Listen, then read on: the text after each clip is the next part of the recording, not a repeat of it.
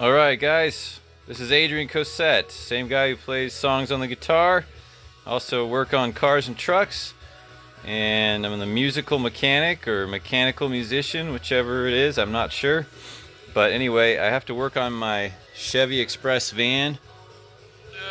Kind of a visual there. Barely fits in the garage. Big guy, but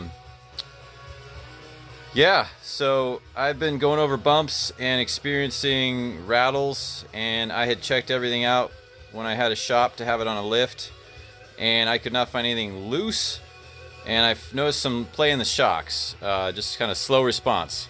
So I replaced the other side already and checked out the old shock versus the new shock.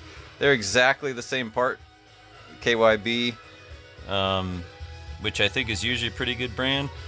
I'm not an expert on that, but what I do know is the exact same part versus the exact same part, we can do a quick test. So what I'm going to do is show you just the contrast between old shocks, new shocks, and why you might want to put on some new shocks.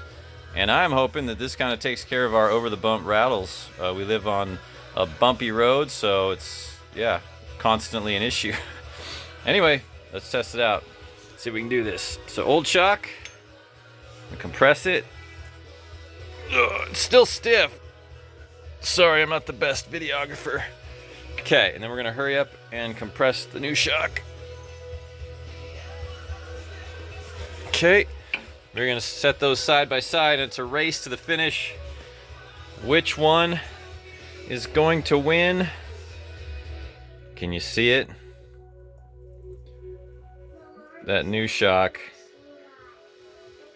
Oh, yeah, it's actually moving this way. Let me move it there. Kind of line them up. It's pretty close. Okay, do you see a problem? I see a problem. The new shock's already maxed out, back to its full extended position. The old shock, meanwhile, is hanging in limbo, just kind of halfway in between. As you're going over bumps, it's already been compressed. So basically, you have very little shock absorption, if that's the proper terminology. Over bounces and jounces, those are different. So we might have to have a lesson on that. I might have to have a lesson on that to remember which one's which.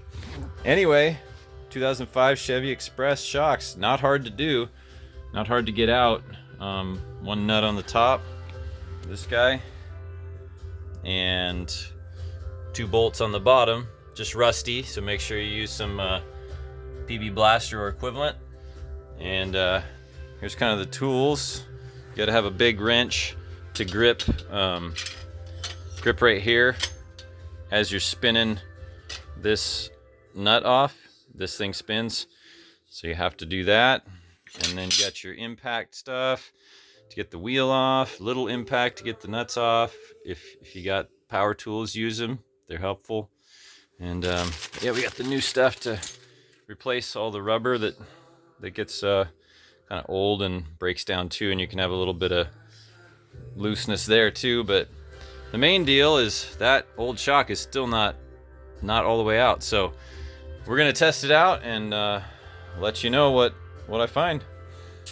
All right, again, this is Adrian, the musical mechanic or mechanical musician, not sure which, but hope you have a great day, and stay tuned for the update on the Fix It.